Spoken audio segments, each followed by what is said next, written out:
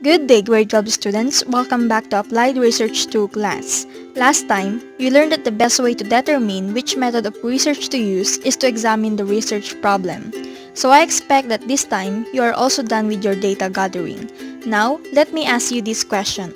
What are the ways to process and organize data in quantitative research?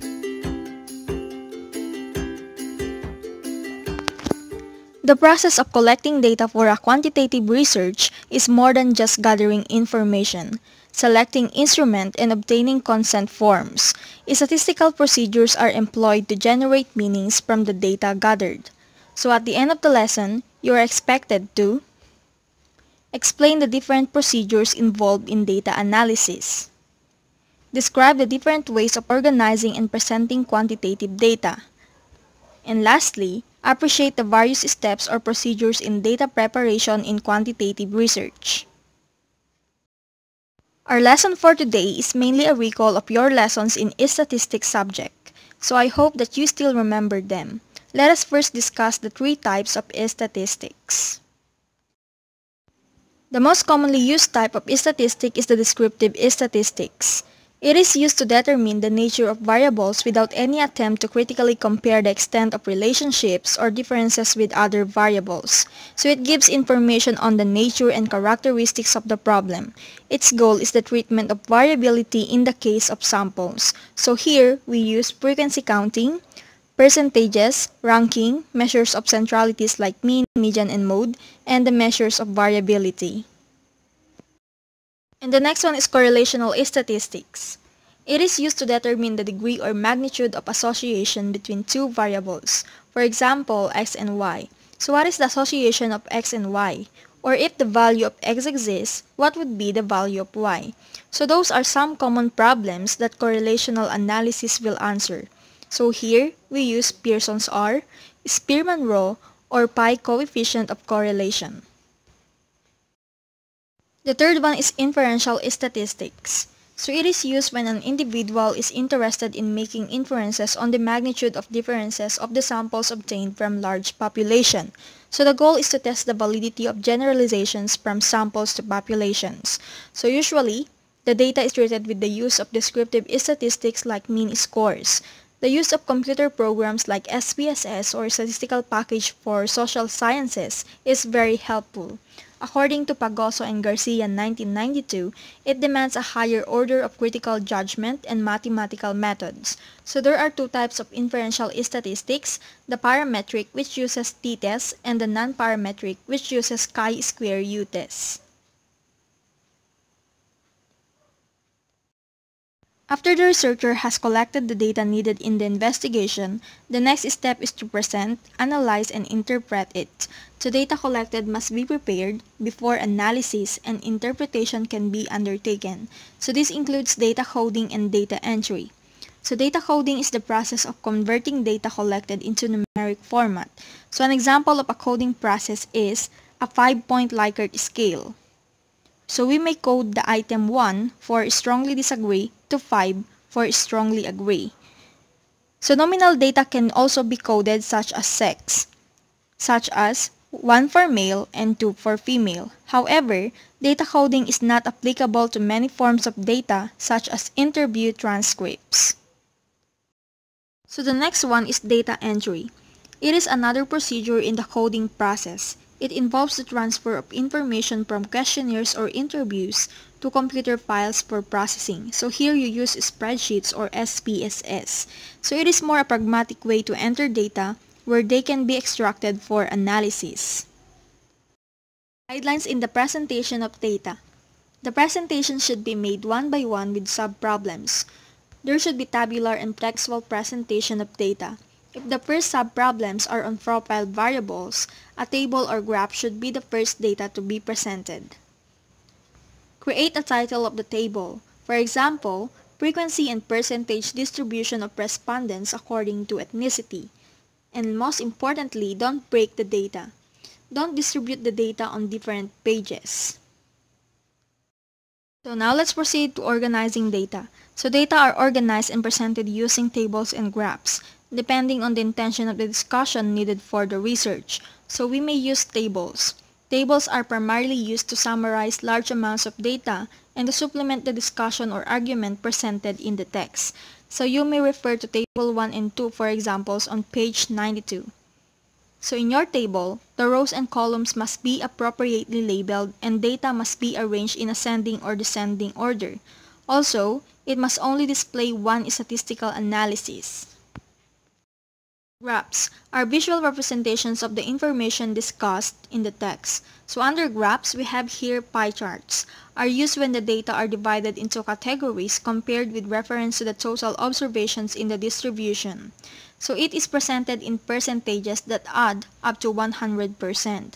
So it is only used when there are less than 6 categories involved in your study. So you may refer to the figure 5.1 on page 93.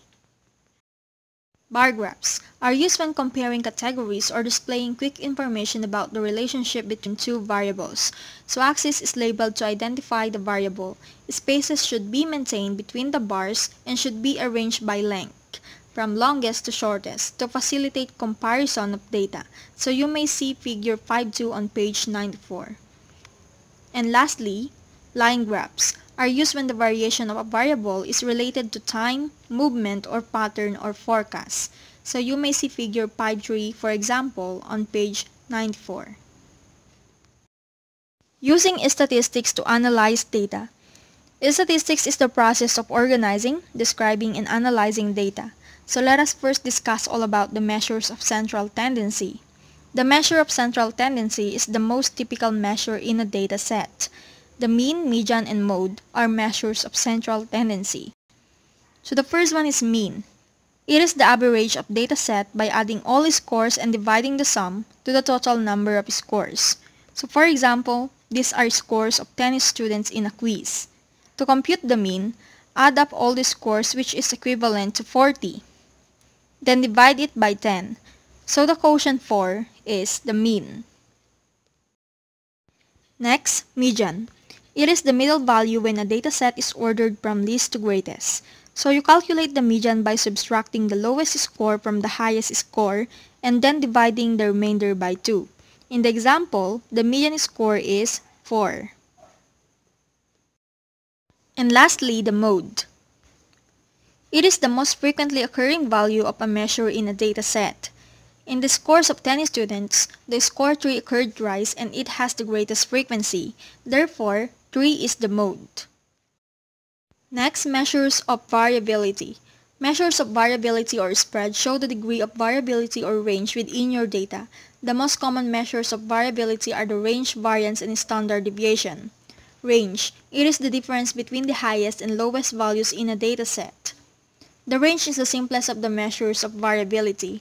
In the given example, the range is 9 minus 1 equals 8. Next, variance. It is the value assigned to the amount of variability around the mean that a group displays on some measure. So here is the formula.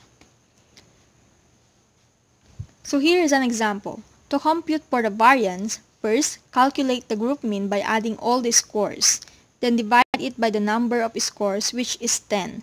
So based on the example, the mean is 4.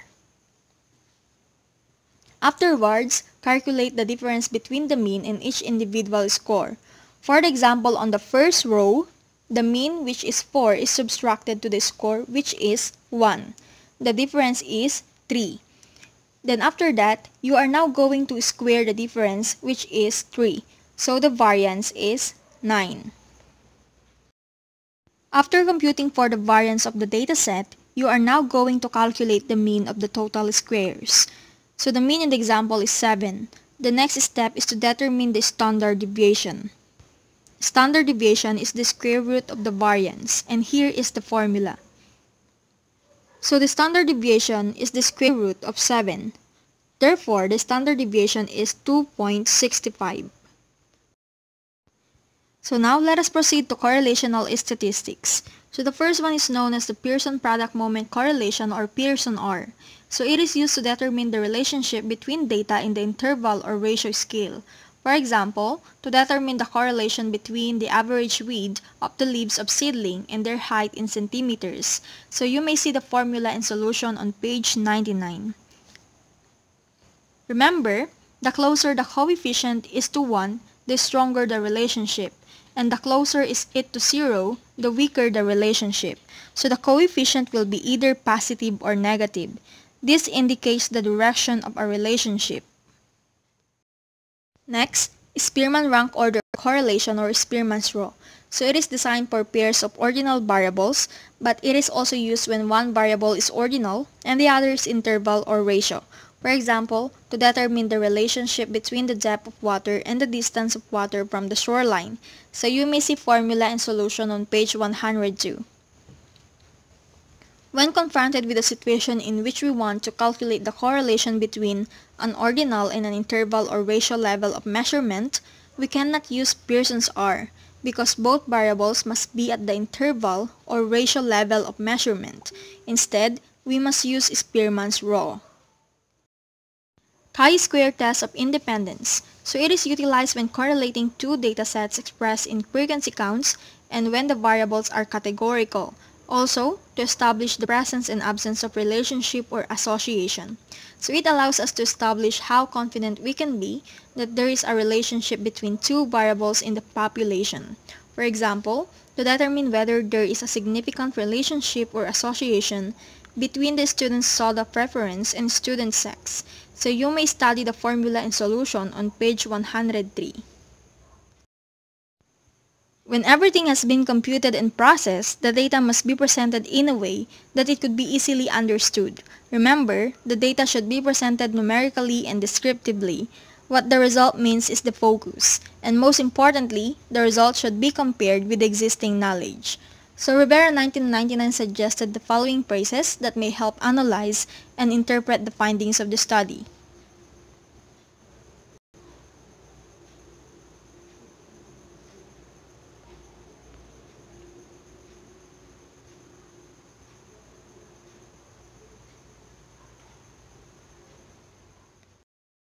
Remember, the language of research is specific and requires basic terms only.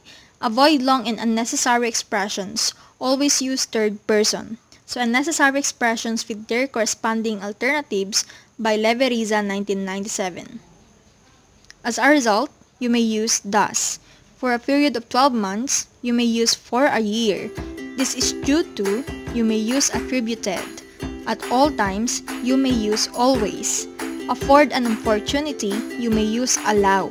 Along the lines of, you may use like. So that ends our lesson for today. If you have questions, please message me at moy.ytimbreza@gmail.com. Have a great learning day!